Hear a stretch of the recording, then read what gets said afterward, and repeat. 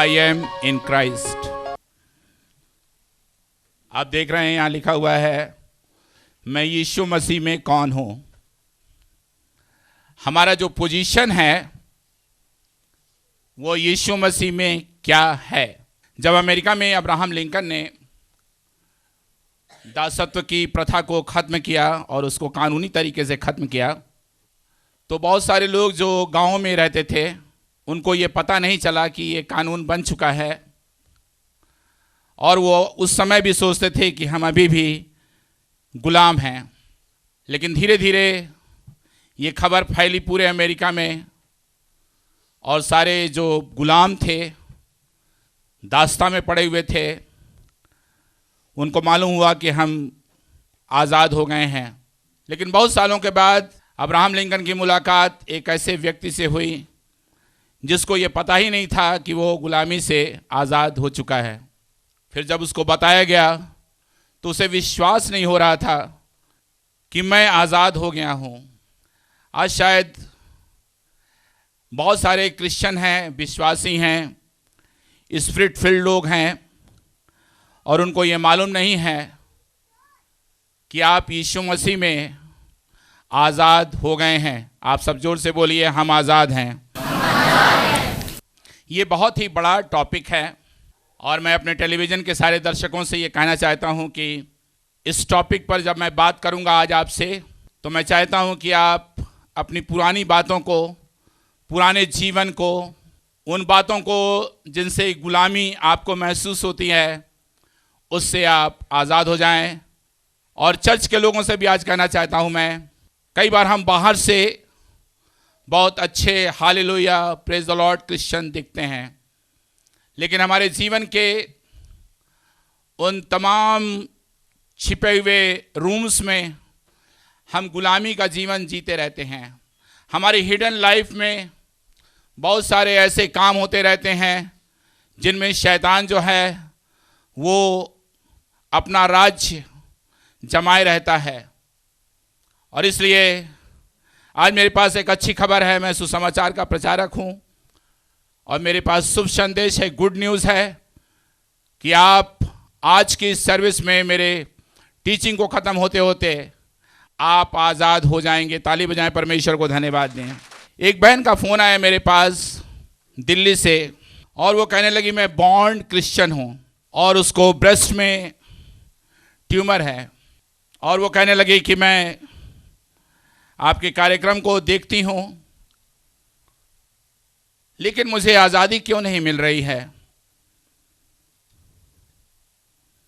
मैंने कहा born Christian कोई नहीं होता। Hello, no Christian is born Christian. इस भ्रम को आज मैं दूर करना चाहता हूं।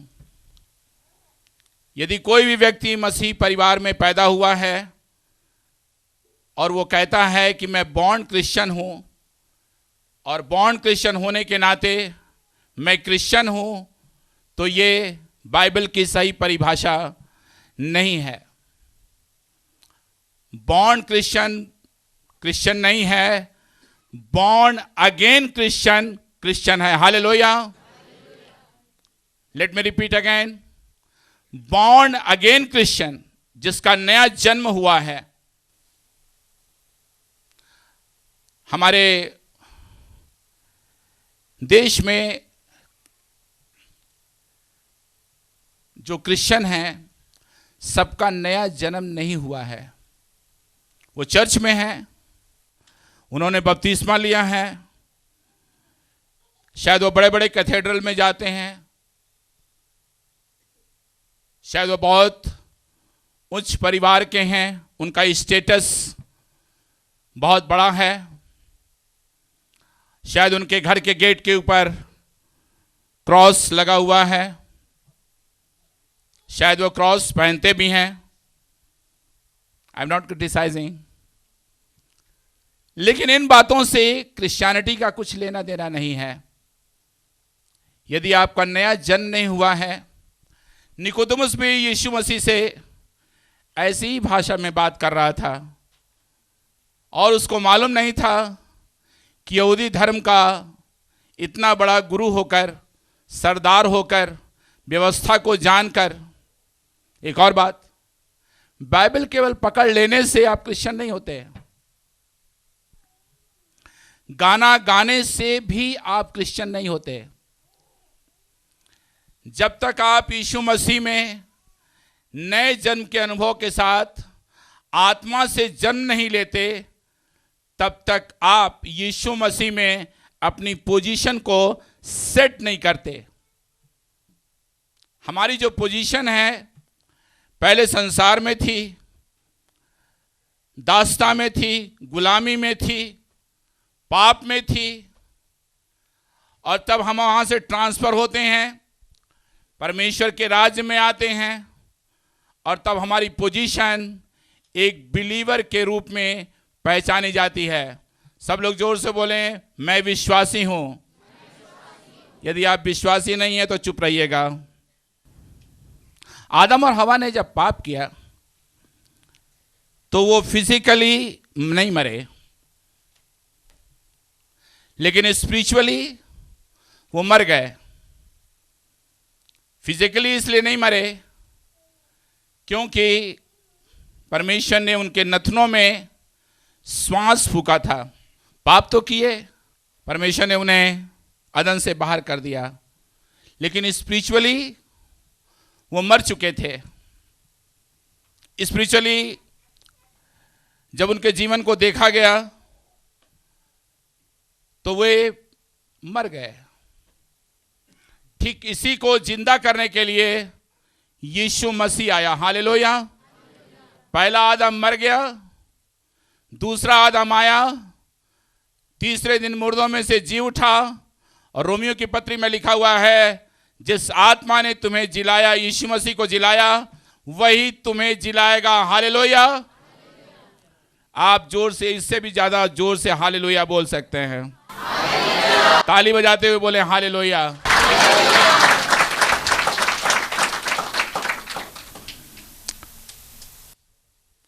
जब हमारा नया जन्म होता है तो हम अंदर से बदलते हैं। आइए हम खोलेंगे दूसरा कुरिन्थियों और उसका 5वां अध्याय, उसका 17 पद, और यहाँ लिखा हुआ है, इसलिए यदि कोई मसीह में है, हियर यू आर, हेलो, यदि कोई मसीह में है, दैट इज माई पोजीशन।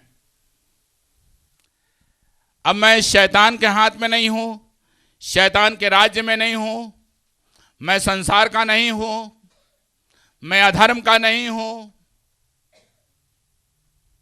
जब कोई मसीह में आता है तो वहां हमारा बैकग्राउंड खत्म हो जाता है, हमारी जाति खत्म हो जाती है, कोई सरना नहीं रह पाता। हेलो, यीशु मसीह में हम किसी से भी शादी कर सकते हैं। हालेलुया। आप विदेशी से भी शादी कर सकते हैं। You have to be in Christ. एक बिलीवर की शादी बिलीवर से होनी चाहिए। मैंने एक मैसेज दिया है कल ही, और यदि आप टेलीविजन प्रोग्राम देखेंगे, मुझे तो एक शिकायत है झारखंड के लोगों से, आप ही के लिए मैंने टेलीविजन प्रोग्राम शुरू किया और आप ही उसे नहीं देखते। सबसे ज़्यादा टेलीविजन प्रोग्राम पंजाब के लोग देखते, महाराष्ट्र के लोग देखते, कश्मीर के लोग देखते, दिल्ली में तो सबसे ज़्यादा संख्या है, लेकिन झारखंड 1% भी नहीं। हाँ, झारखंड के लोग सपोर्ट करते हैं, मुझे दान देते हैं, लेकिन प्रोग्राम नहीं देखते। वो सोचते हैं क्या है प्रोग्राम, क्या करेंगे देख के। आपको मालूम, इन प्रोग्रामों के जरिए हम आपको परमेश्वर की आत्मा का स्पर्श पहुंचा देते हैं। हालेलुया। तो यहां लिखा हुआ है, इसलिए यदि कोई मसीह में है, सब लोग बोलिए मसीह में है, तो वो नई सृष्टि है। Hello, here is the word. यदि आप मसीह में हैं तो नई सृष्टि हैं। हमारे देखने का नजरिया बदल जाता है। हम बाइबल को समझने लगते हैं। ज़्यादातर लोग बाइबल आज इसलिए नहीं पढ़ते क्योंकि उनको लगता है कि बाइबल समझ में नहीं आती। जब तक आपका नया जन्म नहीं होगा आप बाइबल नहीं समझ पाएंगे। नए जन्म में आत्मा का कार्य होता है, हम अंदर से बदलते हैं। आपने मुझको कभी नहीं देखा होगा कि मैंने कोई क्रॉस पहना। मुझे कोई क्रॉस पहनने की जरूरत नहीं, इसलिए क्योंकि मैं अंदर से क्रॉस पहने हुए हूं। हालेलुया। मेरे अंदर जीसस है। मैं नई सृष्टि हूं। सब लोग बोले मैं नई सृष्टि हूं। पुरानी बातें बीत गई, देखो सब नई हो गई हैं।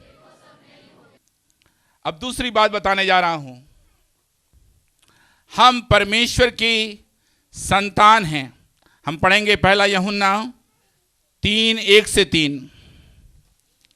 अब सुनिएगा। देखो पिता ने हमसे कैसा प्रेम किया कि हम परमेश्वर की संतान कहलाएं। क्या वर्ड है, परमेश्वर की संतान कहलाएं, और हम हैं भी। यूहन्ना जो है वो बहुत ही बोल्डली कह रहा है हम परमेश्वर की संतान कहलाएं। इसकी शुरुआत किस दिन हुई? जब मेरा नया जन्म हुआ, तब मैं परमेश्वर की संतान बन गया। और संतान जब बन गया तो मैं वारिस भी बन गया। हालेलुया। जो कुछ गॉड का है वो मेरा हो गया, और जो मेरा है वो गॉड का हो गया। संतान कहना है। संतान बनने पर जो सबसे बड़ा अनुभव आपके पास आता है वो है फ्रीडम। मैं फिर से कहूंगा इसे, संतान बनने के बाद जो सबसे बड़ी फीलिंग आती है हमारे अंदर वो है फ्रीडम। हम स्वतंत्र हो जाते हैं। पाप करने का मन तो करता है लेकिन हम पाप करते नहीं। हेलो।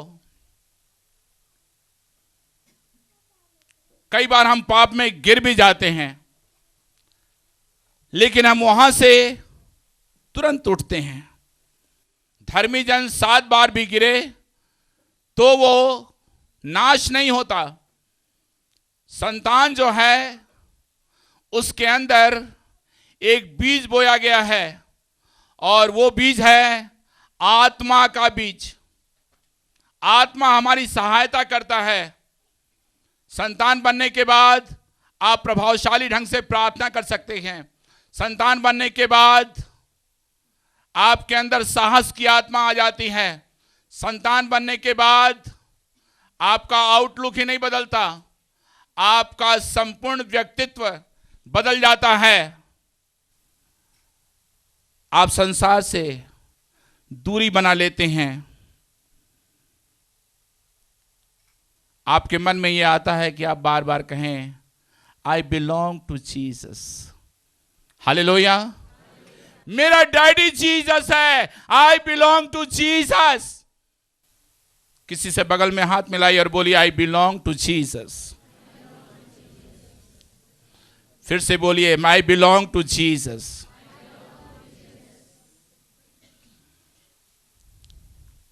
पाप का स्वभाव एक ही दिन में नहीं बदलता। जब आप नया जन्म पाते हैं आपकी हेयर स्टाइल नहीं बदलती, आपका ड्रेस नहीं बदलता। आप जब अंदर से बदलते हैं तो आपका जो संसार है, जो आपका वातावरण है, वो एक दिन में नहीं बदलता। जैसे जैसे हम आत्मा में बढ़ते हैं, हमारा स्पिरिट लेवल बढ़ता है, वैसे वैसे हमारे अंदर चेंज आता है। और उस चेंज की सबसे बड़ी न्यूज़ जो है वो है नया जन्म। यदि आज सारे क्रिश्चियन जो इंडिया में हैं सबका नया जन्म हो जाए तो मैं आपको गारंटी देता हूं इस बात की कि भारत देश बदल जाएगा। Hallelujah, hallelujah. नॉमिनल क्रिश्चियनिटी ने सबसे ज्यादा क्रिश्चियनिटी को कुचला है। यदि सारे चर्चेस में बॉर्न अगेन विश्वासी आ जाएं, आत्मा से लोग भरे जाएं, आपको मैं बता सकता हूं क्यों लोग प्रार्थना नहीं करते। अरे भाई आओ उपवास प्रार्थना के लिए, क्यों नहीं आते? नया जन्म नहीं हुआ। जब नया जन्म होता है आप नेचुरली बाइबल पढ़ने लगते हैं, आप नेचुरली प्रार्थना करने लगते हैं। लोटे को हम बाहर से कितना मांजेंगे भाई? लोटा जब अंदर से साफ होता है तो साफ पानी जब उसमें जाता है तो वो गंदा नहीं होता। Hallelujah, hallelujah. सबको मजा आ रहा है? जोर से बोले हालेलुया। अब हम पढ़ेंगे रोमियो 15:7। धीरज और शांति का दाता परमेश्वर तुम्हें यह वरदान दे कि मसीह यीशु के अनुसार आपस में एक मन रहो, ताकि तुम एक मन और एक स्वर में हमारे प्रभु यीशु मसीह के पिता परमेश्वर की स्तुति करो।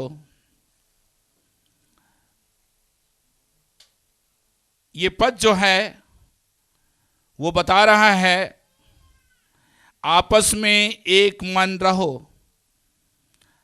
हमको यीशु मसीह ने ग्रहण कर लिया है तो हम मसीह यीशु में एक मन और एक चित्त होते हैं।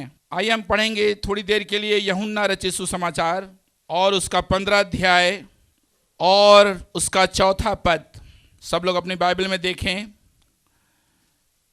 तुम मुझ में बने रहो, बने रहो। सब लोग बोलें बने रहो।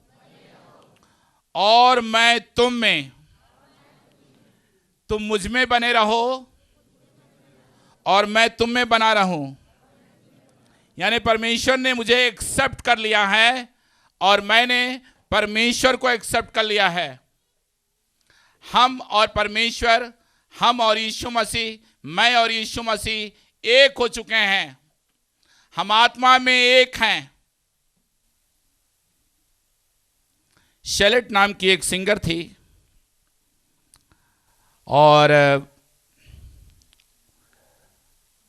वो हर रात क्लब्स में गाती थी,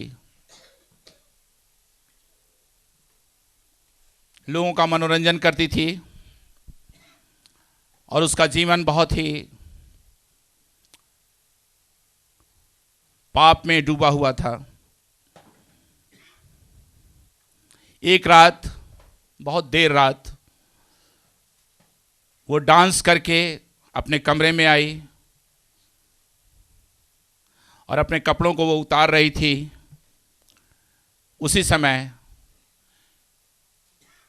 जीसस की आवाज उसके कमरे में आई और जीसस ने कहा, chalet, chalet, I love you chalet. वो क्रिश्चियन थी और वो तुरंत समझ गई कि इस कमरे में मेरे कोई नहीं है, ये जीसस है जो मुझसे बात कर रहा है। और वो हमेशा जब डांस करती थी, लोगों का मन बहलाती थी, तो वो यही सोचती थी, how can God love me, I am so unclean. मैं पाप में जीवन बिताती हूं, मैं हर रात पाप करती हूं, परमेश्वर मुझसे कैसे प्यार कर सकता है। लेकिन जब वो आवाज आई जीसस की, chalet, chalet, I love you chalet, वो तुरंत जैसी भी थी वो अपने घुटनों पर आई और पश्चाताप करने लगी और बोली बस आज लास्ट है, आज से मैं किसी क्लब में नहीं जाऊंगी, आज से मैं कोई पाप नहीं करूंगी। और तब उसने उसी रात ये गाना लिखा, जैसा मैं हूं बगैर एक बार, just as I am I come to thee. मैं जैसी हूं वैसे ही तेरे पास आ रही हूं। मैं अनक्लीन हूं, मैं पाप में हूं, मैं संसार में हूं। I am not worthy but I come to you. आपको मालूम विश्व का यह बहुत ही प्रसिद्ध गीत है, just as I am I come to thee. उसका जीवन एक ही रात में बदल गया और वो परमेश्वर की हो गई। मेरे मित्रों, जब परमेश्वर आपसे प्यार करता है तो वो संपूर्ण तरीके से प्यार करता है। Hallelujah, hallelujah. शायद आप जो आज चर्च में बैठे हैं या मेरे प्रोग्राम को देख रहे हैं, आपकी जिंदगी कैसी है, कितना दूर आप चले गए हैं। शायद उदाऊ पुत्र से भी ज्यादा दूर आप चले गए हैं।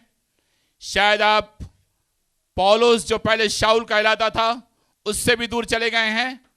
शायद आप सिमसोन की दशा में आ गए हैं। शायद आप दाऊद के पाप दशा में आ गए हैं। I declare power of God upon your life. आप जैसे भी हैं, जितने भी गंदे हैं, जितने भी 1000 गुना आपने किए हैं, शायद आप अशुद्ध पापों में हैं, शायद एडिक्शन में हैं, शायद अपने घर से अलग हो गए हैं and you hate your life. शायद आप अपने जिंदगी से घृणा करते हैं। मेरे पास एक अच्छा संदेश है आपके लिए। Jesus loves you. Hallelujah, Jesus loves you. शायद आप भी यहां बहुत से लोग बैठे हुए हैं और आपके दिल के अंदर ये चल रहा है, मालूम नहीं जीसस मुझसे प्यार करता है या नहीं, मालूम नहीं वो मेरे इतने पापों को क्षमा करेगा नहीं। अरे पाप तो छोड़ो यार, पाप का गट्ठर भी हो तो उसको यीशु मसीह उठा लेगा और तुमको नई सृष्टि बनाएगा। ताली बजाएं, परमेश्वर को धन्यवाद दें।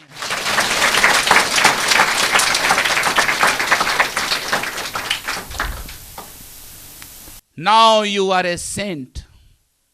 आप सिनर नहीं हैं, आप संत हैं, संत, एक भक्त हैं, आप पवित्र जन हैं। अब मैं आपको बताऊंगा कि आप परमेश्वर के मित्र हैं। यूहन्ना 15:12। मेरी आज्ञा यह है कि जैसा मैंने तुमसे प्रेम रखा वैसे ही तुम भी एक दूसरे से प्रेम रखो। इससे बड़ा प्रेम किसी का नहीं कि कोई अपने मित्रों के लिए अपना प्राण दे। वंडरफुल। कोई अपने मित्रों के लिए अपना प्राण दे, यानी यीशु मसीह आपका दोस्त है। हालेलुया, बोलिए यीशु मसीह मेरा दोस्त है। लेकिन आपको उसे अपना दोस्त बनाना होगा।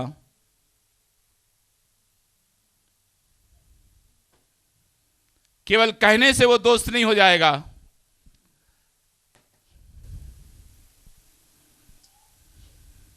ये दोस्ती जो है विश्वास पर आधारित है, प्यार पर आधारित है। जब दोस्त हंसता है तो हम भी हंसते हैं, जब दोस्त रोता है तो हम भी रोते हैं। ये दोस्त कड़वाहट नहीं चाहता। कई बार लोग बिटरनेस में रहते हैं और वे दूसरों को माफ नहीं कर पाते।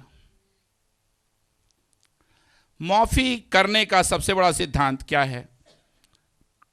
अगला हमें माफ करे या ना करे, मैंने माफ कर दिया। Hallelujah, hallelujah. और जब माफ कर दिया तो उसके बारे में कुछ सोचना नहीं है। फ्रेंडशिप कैसे होती है? जब कोई किसी से दोस्ती करता है और मान लीजिए उसको बार बार फ़ोन करता है और आपका फ्रेंड आपका फ़ोन नहीं उठा रहा है, तो आपको बहुत बेचैनी हो जाती है।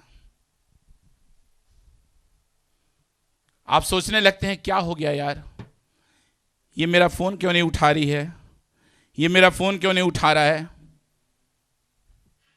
मित्रता के बीच में कोई कड़वाहट नहीं, सब कुछ क्लीन है। हालेलुया। कुछ छिपा नहीं है, कुछ ढका नहीं है। जीसस को ऐसे ही दोस्त चाहिए। आपको मालूम पवित्र आत्मा कैसे शोकित होता है? इन्हीं बातों से। मुझे तो कहने में कोई शर्म नहीं है, विश्वासियों के अंदर सबसे ज्यादा कड़वाहट है।